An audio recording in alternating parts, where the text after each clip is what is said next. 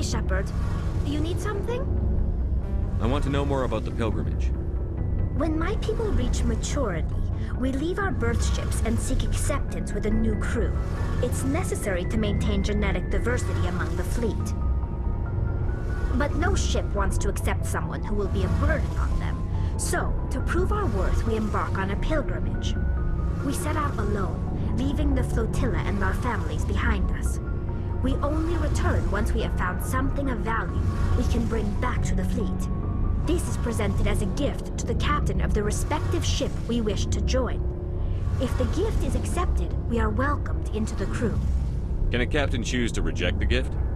That doesn't happen often. Most captains are eager to increase the size of their crew. It increases their own standing in our society.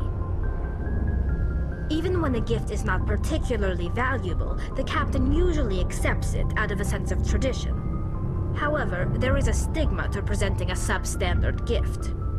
It's not the best way to make a good impression on a new community. Most pilgrims don't return until they find something worthwhile. I can't believe they just send you off alone. It's not like they just cast us out. Before we leave, we are given lessons in how to survive outside the flotilla, and given gifts to help us on our journey. We also receive implants to fight off sickness and disease.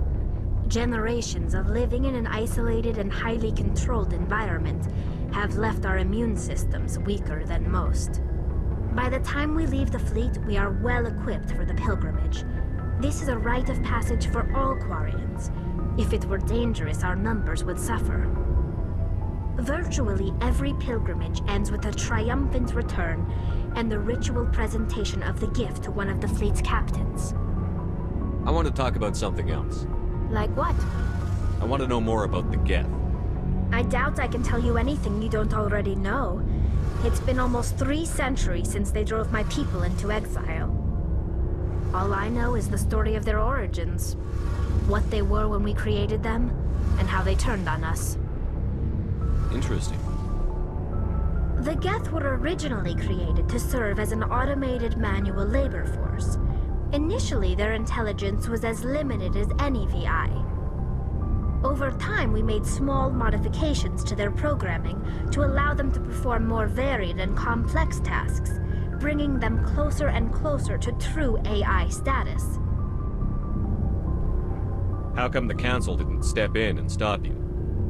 This wasn't true AI research. We may have been skirting the bounds of the law, but we never did anything that was actually illegal. The changes were so insignificant, so gradual, that we were able to control them. Or so we thought.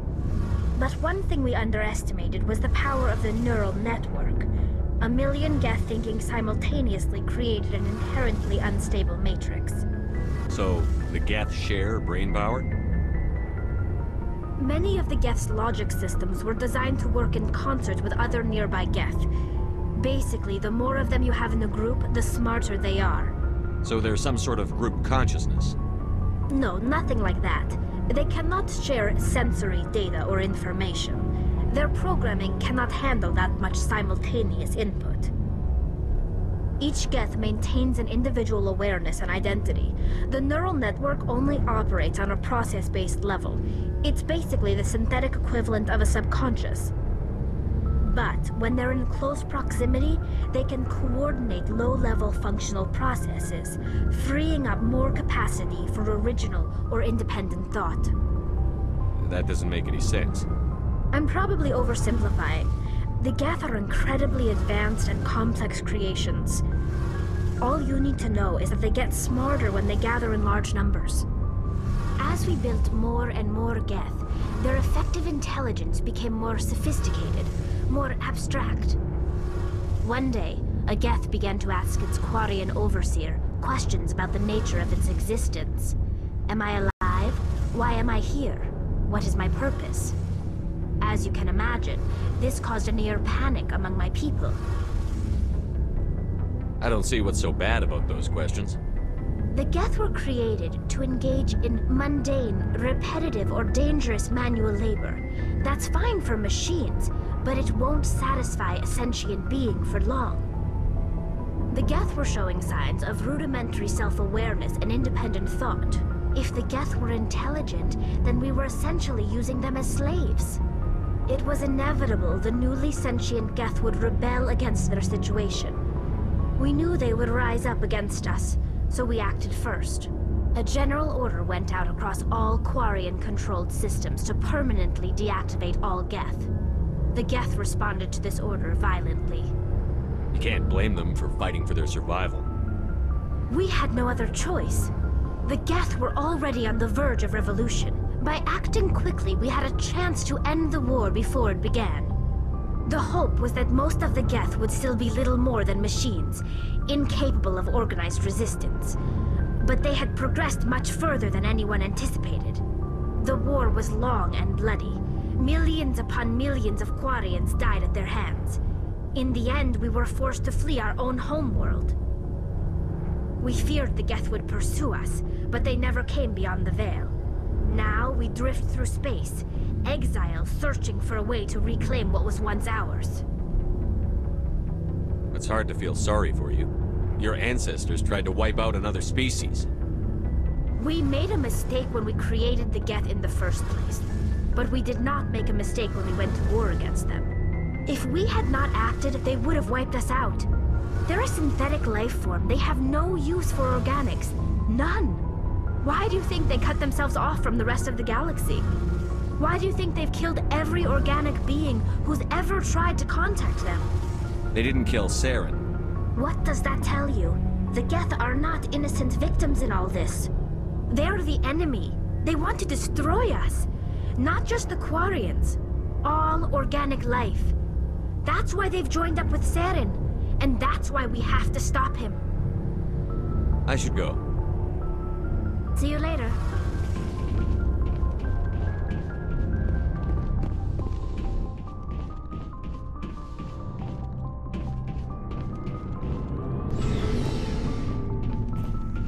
What do you want, Shepard? Why did you become a mercenary? Lots of reasons. Such as? Such as, I needed to get out of our system. I needed to eat. I needed to survive. Why not stay and help your people? I tried to help. That's why I had to leave. What happened? I was betrayed. I was head of a small tribe. We were trying to restore order after the war, but the other tribes were against us. They followed Jared, one of the few warlords who survived the war with the Turians. But he was old, and so were his ideas. He wanted to continue the war. He wanted us to fight. Turians, Solarians, each other. It didn't matter who, as long as we were fighting. What did you want? I just wanted Jared to shut up, to stop his ranting. I wanted him to stop leading the tribes astray. But he couldn't understand how much things had changed. We didn't have the numbers to go to war. Even if we did, the genophage made sure we couldn't replenish our numbers fast enough. I told them all to forget about war. We needed to focus on breeding, at least for one generation. And for a while, we were getting through. Some of the tribes started coming around. I take it the warlord didn't appreciate that. No, he didn't. He arranged a crush with the tribes, a meeting on neutral ground. He wanted to talk. We met at the Hollows, near the graves of our ancestors. The skulls of our dead laid bare to remind us where we come from, and where we all go. It's as sacred as any Krogan place can be. Violence is forbidden. It sounds like a trap to me. You must have suspected as much. I did. But when your father invites you to a crush, well, there are some laws that even we hold sacred. Jared was your father? He was. Until that day. We talked, but we didn't get anywhere. When it was clear that I wouldn't join him, he gave the signal. His men leapt from the graves of our ancestors like Krogan undead. The few that were loyal to me died quickly. I escaped with my life, but not before I sank my dagger deep into my father's chest. That is why I left, and that's why I'll never go back. You must have family other than your father. Don't you miss them? You trying to make me cry, Shepard? I've got some unfinished business with my family, but that's all. What kind of business? Before I left, I made an oath to my father's father. I swore to recover my family's battle armor. It was taken from him after the uprising. What's so important about this armor? It's a relic. Useless, really. But it was worn by 5 generations of my family before the war. It's rightfully mine. Originally, it was taken by the Turian military. We weren't allowed armor or weapons after the war. Now, it's in the hands of Taun Actus, a Turian scum who collects relics from the war. He's made millions selling Krogan artifacts that were stolen from my people. He's got several bases where he stores his goods, all fortified and guarded. I just don't know which base has my family's armor. Just tell me where to start looking. I'll upload the data to your nav system. But Commander, I want to be there when you find him. So long, Rex. Shepard. Commander, good to see you. You've been with CSEC a while. Have you seen much action? Well, not as much as you, but yeah, I've seen some interesting things. I'll bet you have. Anything in particular that stands out? I remember this Solarian geneticist I was sent to investigate. That case was a bit disturbing. What happened? Why were you investigating them? I was tasked with tracking black market trade on the Citadel. Most of it harmless, nothing I needed to pursue. But during the course of my investigation, I noticed an increase in the trade of body parts, organs mostly. We usually get a few of those, but not the numbers I was seeing. We weren't sure if there was a new black market lab or if some freak was harvesting organs from citizens. You've seen this before on the Citadel? Every so often, some lab sells unwanted parts through the black market, but they're not as bad as the psychos. I remember this one L-Corps diplomat we caught in my first year on the job. He was hacking people up and selling their organs, had the station in a bit of a panic. But this case wasn't that clear-cut. Turns out there was more going on than we first realized. So how did you figure out what was happening? First, we got a hold of a sample and ran DNA tests. The weird thing was, the match led us to a Turian who was still alive and was very convinced he'd never lost his liver. After a bit of digging, I discovered this Turian worked briefly for Dr. Salion, the geneticist. So I went to his lab hoping to find evidence of cloned organ development, but there was nothing. No Solarian hearts, no Turian livers, not one Krogan testicle. You're kidding, right? Why would anyone want Krogan testicles? Some Krogan believe that testicle transplants can increase their virility, counteract the effects of the genophage. It doesn't work, but that doesn't stop them from buying. They'll pay up to 10,000 credits each. That's 40,000 for a full set. Somebody's making a killing out there. What did you do about the geneticist? I brought in some of his employees for interrogation, to see if I could get them to talk. While I was interviewing one of them, I came across something suspicious. You mean threaten? Was that really necessary? Maybe, maybe not. Either way, it paid off. One of my detainees started bleeding profusely during the interview. We offered to patch him up, and he got frantic, freaked out. I ordered a full exam to find out what was going on. Our medics found incisions all over his body, some of them fresh. That was our big break. These people weren't just Dr. Salion's employees. They were test tubes. Walking, living test tubes. He was growing parts inside these people? Exactly. He cloned their organs right inside their own bodies. Then he harvested them and sold them off. Most of the victims were poor. pay them each a small percentage of the sales, but only if the organs were good. Sometimes an organ wouldn't grow properly, so he'd just leave it in them. Most of them were a mess, but only on the inside, hidden so nobody could see it. I hope he got what he deserved. That's the worst part. We never caught him. Why not? What the hell happened? He ran, blew his lab, grabbed some of his employees, and headed for the nearest space dock. By the time I found out, his ship was already leaving. He threatened to kill his hostages if we tried to stop him. But you went after him anyway, right? I ordered Citadel Defense to shoot him down, but CSEC headquarters countermanded my order. They were worried about the hostages, worried about civilian casualties if the ship was destroyed so close to the Citadel. I told them those hostages were dead anyway. He just used them to make more organs. But they wouldn't listen. No wonder you hated it there. Those idiots just let him fly away. Yes, they did. I went to Palin and told him what I thought of him and his policies. He said if I didn't like it, I could quit. Well, I almost did.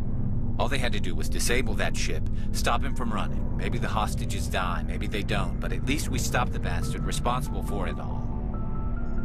A few casualties is a small price to pay to stop someone like that. Yeah, exactly. I mean, those hostages might be wishing they'd died by now anyway. Just wish I could have stopped him. That's all. Do you have any idea what happened to Dr. Salion? I sent out feelers from time to time, hoping to find something. I thought I'd found him a while back. He changed ships and changed his name to Dr. Hart, his idea of a joke, I guess. I told the military, but they weren't convinced it was him. I got the transponder frequency for his new ship, but I just can't get anyone to check it out. I'll check out the coordinates when I get a chance. I was hoping you'd say that. But Commander, take me with you when you go. If it's Salion, I want to be there when you find him.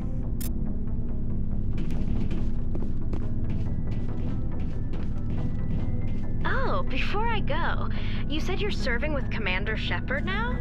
We saw him on the news here. He's cute. Later, sis. Tell me you didn't hear that. Afraid I did. Oh, shoot me now. One of my sisters. That's Sarah, the youngest. Surprised to see you here, sir. Thought you'd be chatting up, what's her name? Tassoni? Liara, why would you think that? Scuttlebutt says you got a bit of a thing for her. I could understand why. The crew's off limits with the regs against fraternization. And at least she looks like a woman. You think I'm interested in Liara because she's the only one I'm allowed to date? So you are interested in her. Of course, it could be politics. Alien diplomat's daughter, us under orders to make nice with the bug-eyed monsters. What's up? You didn't come by to eavesdrop on family mail. Your family seems to be important to you. Yeah, we've always been close. Me and my sisters especially. With Dad on duty so much, I had to help Mom raise them. Did your father serve with the fleet? Yeah, took any crap posting he could get that offered space time. You know what? He worked his ass off trying to get recognized, but he never made it above serviceman 3rd class. He was real proud when I made Chief. First thing he did was salute. What about your mother? You haven't mentioned her. You must know what military wives are like. Strong because they have to be, able to raise kids while Dad's away on a 6-month cruise. She has a degree in planetary geology. She and Dad both wanted to see new worlds. She gave up her career to raise us, though. You have more than one sister? Sounds like a big family. Yeah, I'm the oldest, then Abby, then Lynn. Sarah's the youngest. She's still in high school. With 4 girls, Dad used to say he felt more outnumbered at home than on maneuvers. Where did you grow up? All over. We transferred a half a dozen times before I finished grade school. You go where personnel command sends you, right? I guess that's why I'm so tight with my sisters. We'd have to leave all our friends every 2 or 3 years. After helping raise them, your sisters still talk to you? Amazing. Things were tense between Sarah and me for a while. Then we bonded. Sounds like a story. Feel like sharing? Sarah got herself a boyfriend who wanted to go faster than she did, Mike. I didn't think he was a bad kid, just pushy.